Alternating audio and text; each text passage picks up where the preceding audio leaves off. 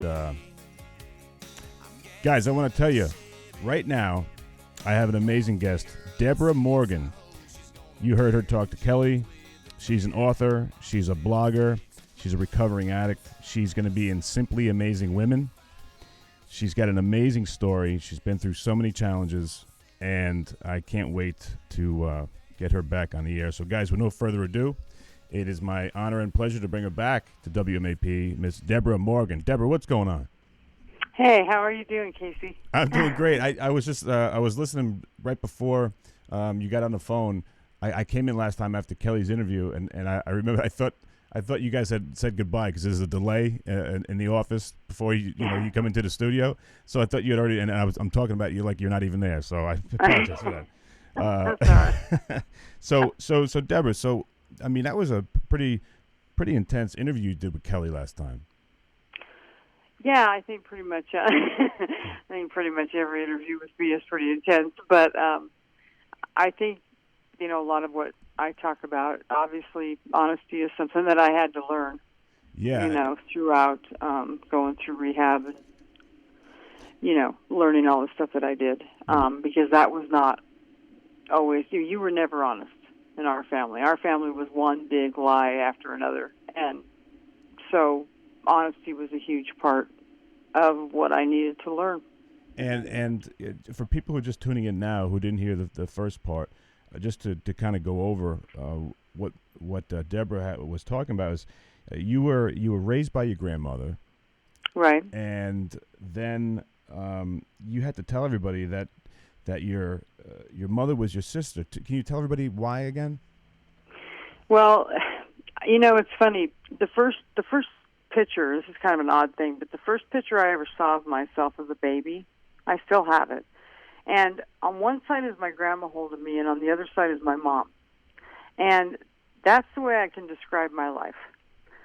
They always were right there. I mean, my grandma basically either there was a giveaway in our family from my mom giving me to my grandma, or there was a steal from my grandma from my mom.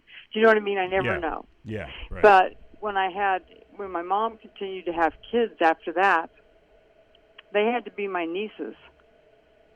So anytime you ever referred to our family, I was my grandmother's daughter, my mom was my grandmother's daughter, and her siblings were my nieces and nephew. Jeez, wow. I mean, that's the family's confusing enough.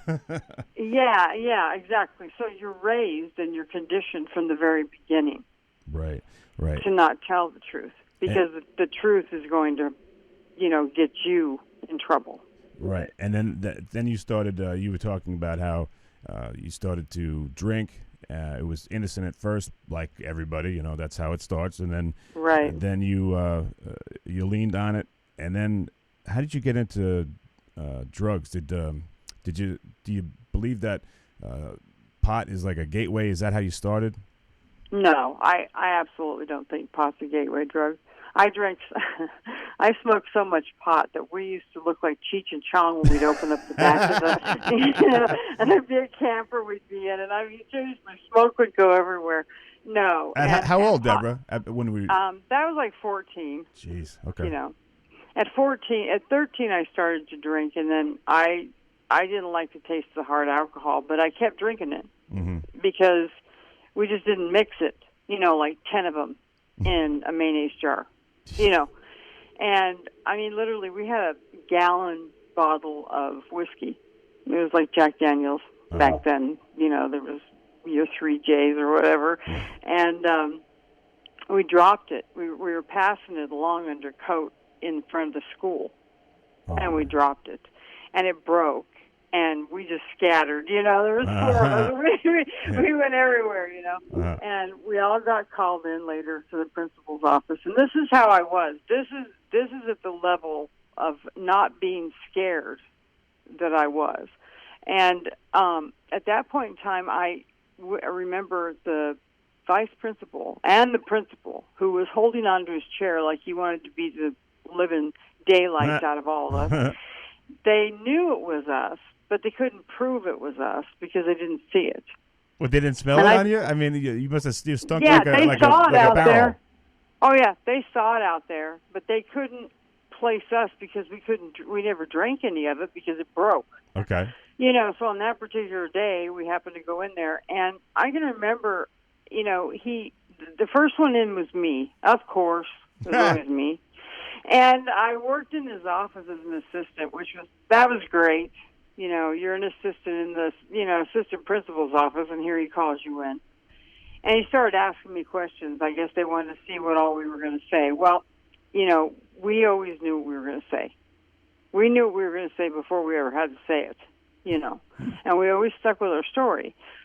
But he got so angry at me because he asked me, he said, I see that there was a bottle of alcohol that broke out in front of the school. And he goes, you wouldn't know anything about it, would you? And my answer was, what kind was it?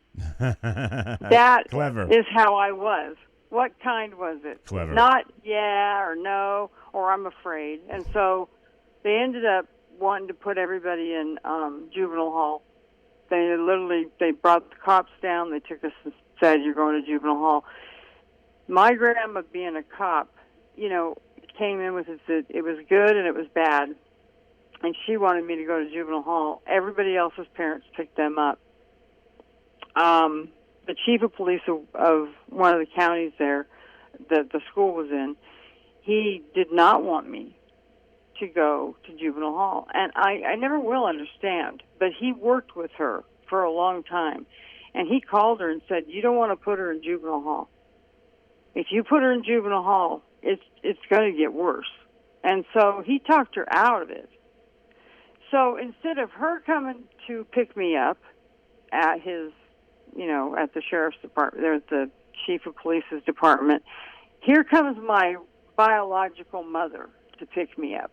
The last person on earth that I ever wanted to pick me up. So it was like that. There was always a gang up, If there was something serious going on with Deb, then we had to, jump in and the grandma and the mom, would get together. There was never a day without a drama or just a normal day that a kid should have. Is that what you mean? Yeah, no. I mean, when I was young, even it was. I think when I was young, I was sick constantly, and I was out of school all the time. And of course, who knows? Most of it was just being sick. Other parts of it may have been, from nerves or whatever. That house was, every house has its problems, but that one was not like somebody passing out one of your parents every day. It was just you were alone every day. Mm-hmm. I mean, my great grandma lived there as well, and she was the one that actually kept me going. Can you tell the audience, if we just back up, tell the audience where was your father and when you were growing up? My brother? Well, no, your father. My father. I did not know him until I was 24. I still don't know how I met him. I don't know how he made that decision to even come to Colorado. My grandma kept him completely away from me, would not accept any payments so that he could see me. And so, like I said, at 6 years old, they told me that he would probably try and kidnap me because they thought he was in town. I couldn't play in the front yard for 2 months. I had to be taken to school. I had to be brought home from school. I was in a lockdown in school. Nobody could pick me up. I felt like a prisoner. Mm-hmm. And was there a male figure at all? Anybody? No, nobody. My uncle would come around, and then he moved to Alaska, and my great-grandfather. My great-grandfather was, we went and saw him quite often, and he had horses and stuff, so it was, I was on a horse at 6.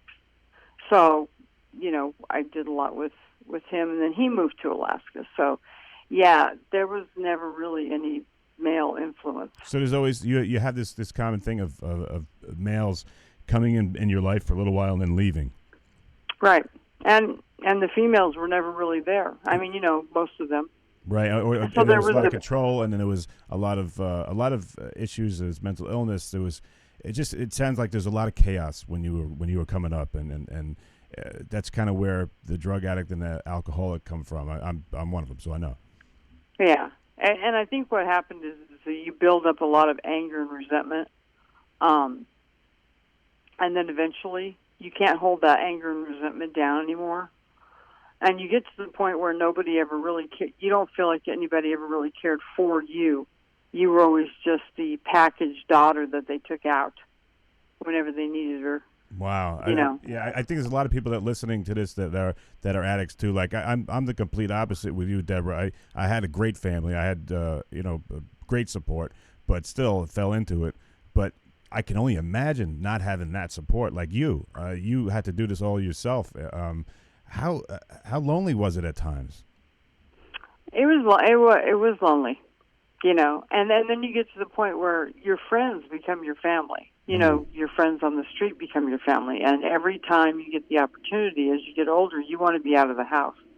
And by the time I was 17, I wasn't even living in the house. I had my own job, and I did not live with I left. You left at 17, you left? Yeah, probably a little bit before that. And what were you doing? What job did you take? Let's see, what was I doing the first time? I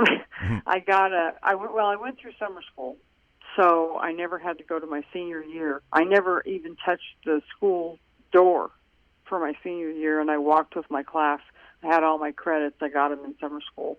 Oh, wow. And then So you graduated early.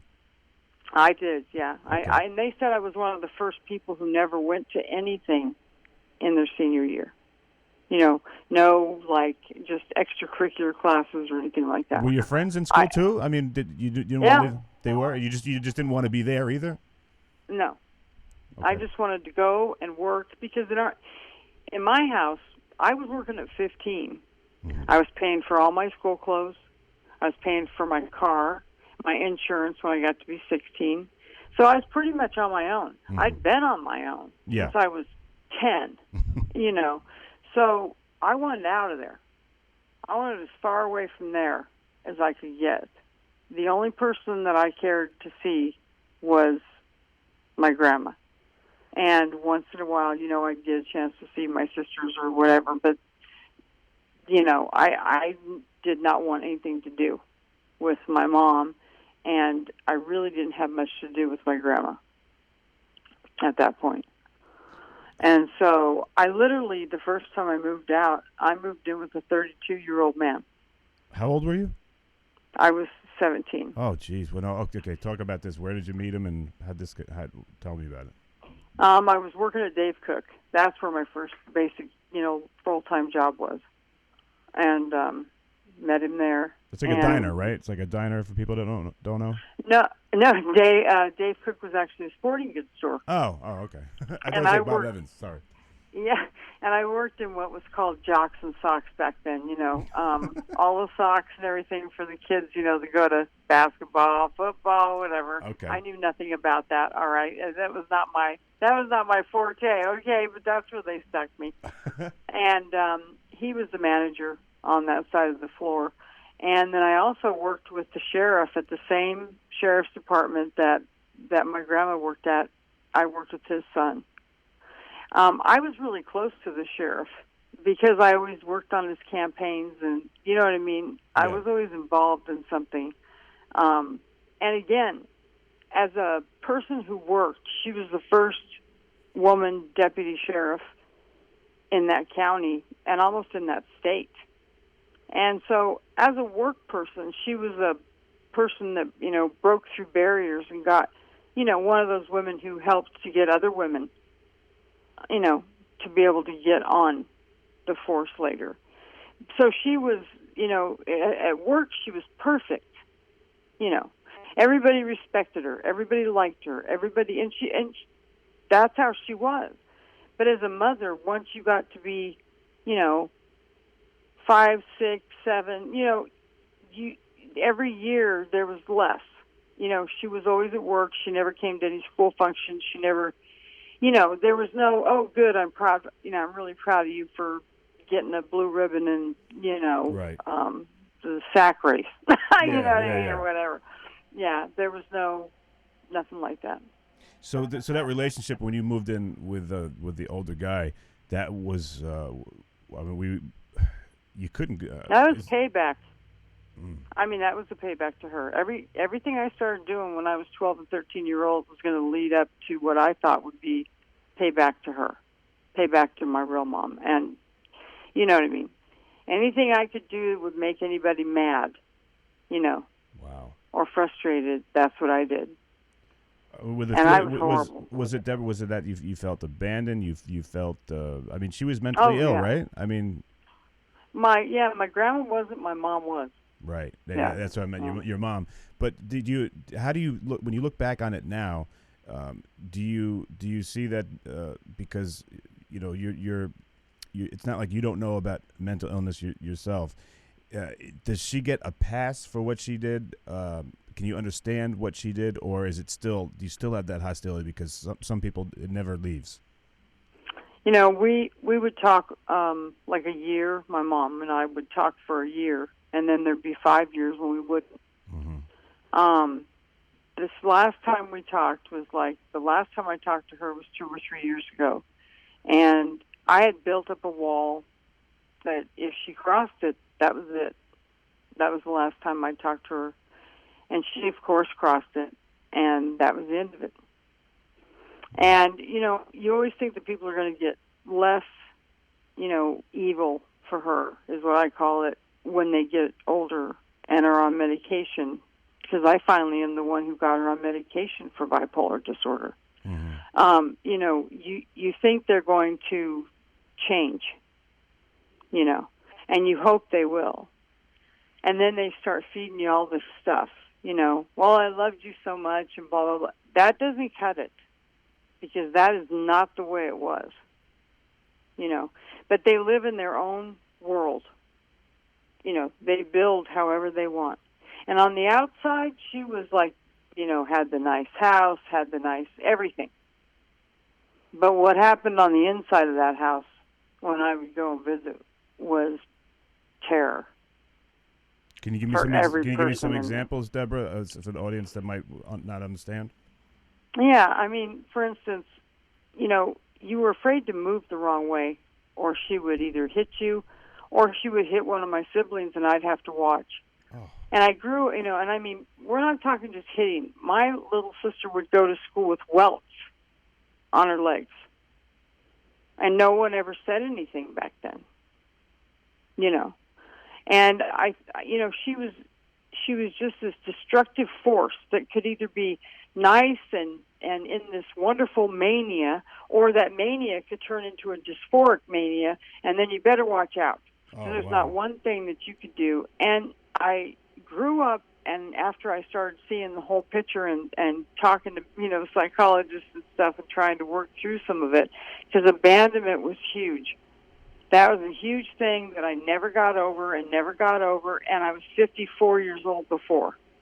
Wow. I finally was able to work through all that.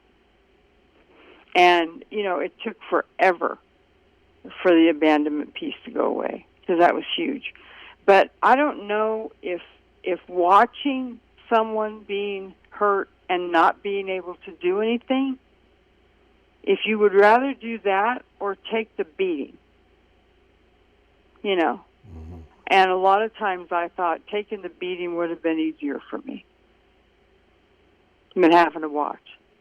And, that's what was so bizarre about this whole thing, is my grandma would always go to Vegas every year. We didn't go anywhere as a vacation. We never went. I never went to, Disneyland, nothing. Her time, she always went to Vegas, and every time she went, she left me with my mom. My biological mom.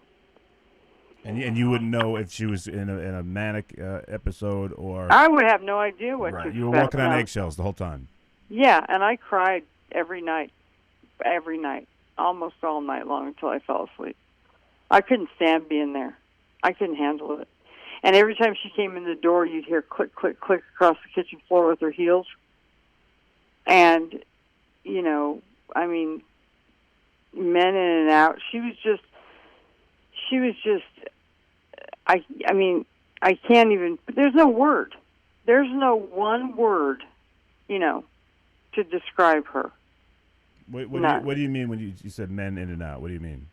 Oh, she would sleep with her bosses. She would sleep with people that she worked with. She would sleep with anybody.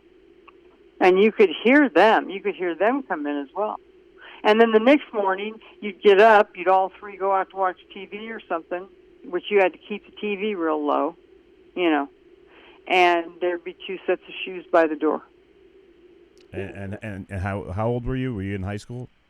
No. I was 7, 8, Wow. 9. So did you understand? 10. Did you understand back then what was happening? No. You didn't. You just no, because you were never told anything. Right. Right. I mean, obviously at that age. In fact, you were never told anything in our family at all. You get a book. Really, here's a book. This will explain everything to you. Again, you have to do it on your own. Yeah. Pretty much. Yeah, it was a do-it-yourself program. Yeah. Wow. I mean, what was I know you were talking about there was physical abuse, and there was sounds like there was a lot of walking on eggshells and being nervous, anxiety. What were some other things that made you hate being there and wanted to leave so soon and just get the hell out of Dodge? As far as getting out of the house completely, or yeah, I mean when you left early, you even went to finish high school early to leave your surroundings. If that doesn't tell you something. No, I mean when I was 12 and 13, I didn't spend any time at home. My grandma would try and ground me. The one thing that she did that I think really twisted the path up, and I said this to Kelly last week, I think, was taking me out of track. I was a track runner, and I was going to state that year. And as soon as we broke that whiskey bottle on the front of the thing and they wanted to take me to juvenile hall, she told me that I couldn't go back to track. My track teacher tried to talk her into it. Everybody tried to talk her into it, and she wouldn't do it. And so from that point on, I decided, if you're not going to let me do the one thing that was keeping me together, which is something that I felt good about, then I'm going to turn on, you know what I mean? Yeah. Then fine. You'll get what you want. And so at that point, things changed. See, that's right there. That was that one thing that gave you some identity and gave you some self-confidence, and you felt that she took that away from you. So now here you are, and you kind of don't have anything to take pride in, right? No, nothing. No, at that point, no. I always had my friends around me, and I still talk to those same friends, Mm-hmm. And everyone, grew up and has their own life, and I was the one that grew up and ended up a disaster area. And nobody had an easy life. I mean, I know, but no one, all of my friends knew, nobody could understand, what was going on. Like, they knew I lived with my grandma, but then they knew I had a mom. You know what I mean? It was, nobody got it. In fact, until last summer, some of my friends didn't get it. When I went to visit Colorado, we were sitting around, and they're like, we didn't understand. I'm like, oh, here it is, Wow. Now I can tell you, now I can explain it to you. Incredible. Now, Debra, I know we're skipping around a lot, and that's okay because it's eventually all going to make sense here. But I want to know, when you were living with your boss from the sporting goods store, you were 17, he was 30-something. 32. 32. Yeah. How did that end, and then what happened? There was which is really interesting. There was a guy that I went to high school with, and I wanted to get out. I was like, okay, this was not the right idea. And my uncle, the one man, the other, male voice in my life, got in a plane went to accident. Alaska? The guy that went to Alaska? The one, yeah. Okay. They They went to a wedding in California for his daughter, and on the way back, his plane crashed. It was a small plane. They were flying to the island that he lived on at that point, Huna, and they crashed on an island and killed him. Oh, man. At that point, I moved back in with Madeline and got away from that guy. And it helped for a little while, And then, unfortunately, and I know there's a lot of mixed feelings about this out in the, stratosphere here, but I ended up dating that guy from school because he always wanted to date me. Later, I would end up marrying him, and he would be the father of my son, which is really weird, but I'd known him since high school. You know, he felt like somebody who kept coming and rescuing me, you know, from these situations that I was in. And I ended up pregnant when I was out, when it should have been my senior year, and I wasn't there. And I wanted to keep it. And my grandmother absolutely wouldn't have it. Someone who was totally against abortion. It was because of her reputation that she did not want me to have that. So it was about her. So it was about her, yeah. And so she said, "You're too young. We're going to set up an appointment," and she did. And after that, again, you know, when you need something, you know. And so what I got in return for having an abortion was a dog. And I'm not joking. These people were seriously, there was something wrong. I ended up with a dog, a puppy. That was supposed to replace what I had just gone through, not only emotionally and physically, but what they had just made me go through, you know? Mm-hmm. Now, again, so you're at this crossroads. They make the decisions for you at that point.